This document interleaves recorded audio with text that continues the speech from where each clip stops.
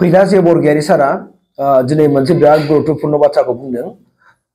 आथिखालाव जे जोंनि बर' खायसे माने हाबा जानाय बिहामजोफोरा जायफोर 5 बोसोर 6 बोसोर 7 बोसोर गथ' गथाय गोनां बिथांमोना दिनै माने गावनि माने आखुथायखौ बावगारनानै एबा गावनि गथ' गथायखौ मोजां गियान होनायनि सोलायै गावनि गथ' गथायखौ मोजां सोलोंथाइ होनायनि सोलायै गावसो बे बैसोआव दिनै दख'ना बोखो दोखो मोसानाय माने फैसा खामायनो थाखाय दख'ना बोखो बोखो दिनै रिल बानाय गावनि बिहाव बिखुनजोखौ बावगारलांनाय गावनि बिमा बिफानि सनमानखौ जानाय गासिबो बावगोमालांनाय बे बाथ्राखौ लानानै बिराद मोनसे गुरुत्वपूर्ण बाथ्रा बुंदों। आं बिराद मोजां मोनदों स' फैला जे बरगयारि सारनि थाखाय दा नोंथांमोननि बेनिखायनो आङो दिनै बे सिरियास भिडिअखौ नोंथांमोना नायथारनांगोन। नायाबा नोंथांमोना बिराद गिदिर मोनसे खहा जागोन। मानोना दिनै फैला जे बरगयारि सारा जे बाथ्राखौ बुंदों बे एकदमबारे सिरियास इस्यु आरो थार बाथ्राखौ बुंथारदों दे।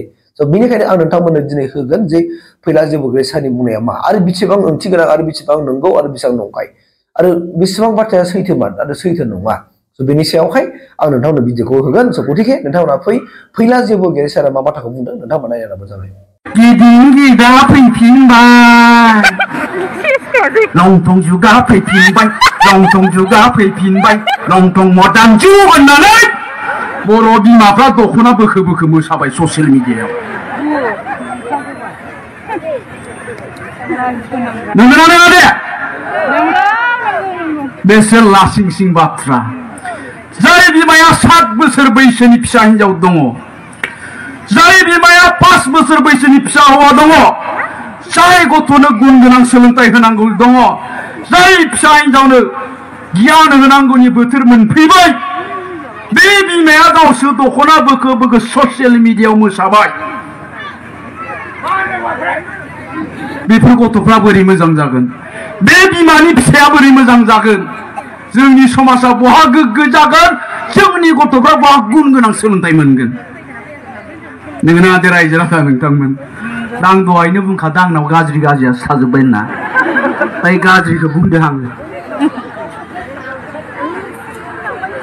मेथाइआथ' बिदि थोनथाराखै। मेथाइनि एलबामाथ' बिदि नंथारा मोसानाया।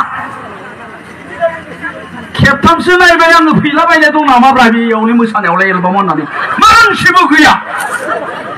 दानिया जोंनि बिहामजोफ्रासो बिहावखौबो लाजिला, बिफाखौबो सनमान खालामलिया। सनमान होननाया मा बुस्थु बेखौनो बुजि मोनला। दख'ना बोखो बोखो फेन्दा दिन्थि मोसाबाय, ससियेल मिडियायाव होबाय। 1 मिनिटनि उनाव बिहावाबो नुबाय, 1 मिनिटनि उनाव बिमायाबो नुबाय, 1 मिनिटनि उनाव बिदायाबो नुबाय, थेवबो गाव लाजिला। मानो बेबायदि जादों? कारना मा? दा होमबा जोंनि होख्राव बुंनाय खोथाया मिनिंलेस। ओंखायनो आङो बुंला, आंनिया जोब्बाय लेक्सारा नामा नङा होमबा? दा मानो बेबायदि जादों? जोंनि बिहामजोफ्रा, बिहामजो माने आं हाबा जायाखै दे, दा बेखौ एसे नायबिजिरनांगौ दङ। एसे सिगाङाव माखासे खोथा बुंलांदों। दा जोंहा गामियाव समाज दंना गैया? जोंनि गामिनि समाज बेबस्थाया माबायदि? दा जोंहा बेखौबो साननो गोनां दं। दा बेखायनो बुंनाया, जों समाज दानायनि खोथा बुंदों, न'खर दानायनि खोथा बुंदों, नाथाय जोंनि समाज बेबस्थाया मा जादों? जोंनि गामियाव समाज बेबस्थाया मा जालांखो? दा बेफोरखौ नोजोर होनांगोन। कारन जोंनि गामियाव बे सासेल' आइजो गैया, सासेल' बिहामजो गैया, बेहाल' गथ' गथाय गैया। गामिनि गंफ्रोमबो न'खराव गथ' गथाय दङ, जायफ्रा जोंनि भबिष्यत। जों गेरेमसा हारि दानो नागिरदों। बे गथ'फोरखौनो थांखिनानै, जोंनि फिसाफोरखौ थांखिनानै, जायफ्रा दिनै लेखा फरायबाय दं, क्लास 5आव फरायबाय दं, 6आव फरायबाय दं, 7, 8, 9, 10, 11, 12आव फरायबाय दं, बिसोरखौनो थांखिनानै जोङो जाथिखौ गेरेमसा दानो नागिरदों। मानोना जोंनि बे लाइमोनफ्रा, जोंनि बे फिसाफ्रा जि जानो गोसो बेखौनो जानो हायो। बिसोरखौ जों जि खालामनो गोसो बेखौनो खालामनो हायो।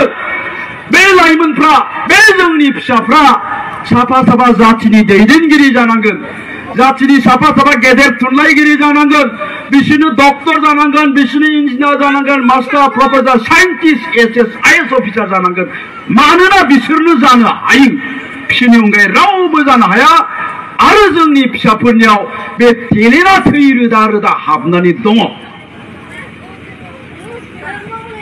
दा बिसोरनाव बे टेलेन्टआ दङब्ला बिसोरनि गोरबो सिङाव हाबनानै थानाय टेलेन्टखौ जों बायजोआव दिहुनना लाबोनांगोन दा बायजोआव दिहुनना लाबोनो गोनांब्ला बिमाया फिसाजोनि सिगाङाव बिमाया फिसानि सिगाङाव दख'ना फैखो फैखो मोसाबा बै फिसानिफ्राय मा टेलेन्ट ओंखारबोगोन डक्टर जानाय टेलेन्ट ओंखारबोगोन नामा मा टेलेन्टआ ओंखारबोगोन होनबा जोंहा बिमा बिफाया दायित्व दंना गैया जोंनि गामिनि समाज बेबस्थायाव दायित्व दंना गैया बेफोरखौ नोजोर होनो थाखाय नङा होमबा दा आङो बुंबाय बेवहाय थानाय साफ्रोमबो बिमानि फिसाया बेवहाय थानाय साफ्रोमबो बिफानि फिसाफ्रा जि जानो गोसो बेखौनो जानो हायो दा बिसोरनि गोरबो सिङाव हाबनानै थानाय टेलेन्टखौ जों बायजोआव दिहुनना लाबोनांगोन आरो बेबायदि जानो गोनांब्ला जोंनि बिमा बिफानाव नाम्बार 1 गावसोरनावनो सेल्फ कन्फिडेन्स आत्मबिश्वासा थानांगोन दे आंनि फिसाया मास्टार जानो हायो आंनि फिसाया डक्टर जानो हायो आंनि फिसाया इन्जिनियार जानो हायो आंनि फिसाया मेट्रिकआव 95% लाखिनो हायो बे सेल्फ कन्फिडेन्स आत्मबिश्वासा जोंनि बिमा बिफानाव थानांगोन आरो जोंनि बिमा बिफानाव सिमां थानांगोन दहाय बुंदों जोंनि गाहाय आलासि बिथाङा अमानो थेमाबो नायनानै होयो अमानो टाइमलि आदार होयो नंगौना फुङावबो होनांगौ सानसुआवबो होनांगौ बिलिफाङावबो होनांगौ अमाया गन्द्रानिफ्राय जै गबाय अमाखौ नागिरथिङो बिमाया माबाया बिमाया नङा बे मानसि बिमाया फै फै फै फै फै फै बहा थांखो ना नागिरथिंबाय बायो गोमाबायसो खोमा सिखाव लांबायसो खोमा होननानै मानो नागिरथिङो खारन साननानै लादों बियो जोंनि सम्पतिया बेनो फाननानै 20,000 मोनगोन बन्दक दोननाय हाखौ बेजोंनो सुख'नांगोन जोंनि सिन्ताया बे अमाखौ जुदि सम्पति साननानै लानो हादोंब्ला नोंनि फिसाखौ नों मानो सम्पति होनना साननानै लानो हायाखै जोंनि फिसाया मा खालामो दा हरनि 12टा बाजियाव धिरबिलाव गोसोथोनायखौ लानानै बार्थडे खालामहैयो बार्थडे हरनि 3टायावसो न'आव फैफिनो बेखौ खिन्थु नागिरोसै फिसाया हरनि 3टासिमबो न'आव फैयाखै नागिरा अखानायै 12टासिम उन्दुयो जेबो बुङा मा बुंहैयो बिमाया थांनानै आयो फिसाया मेगन मोदै जाहैदों खोमाहाय नै बाबु आबा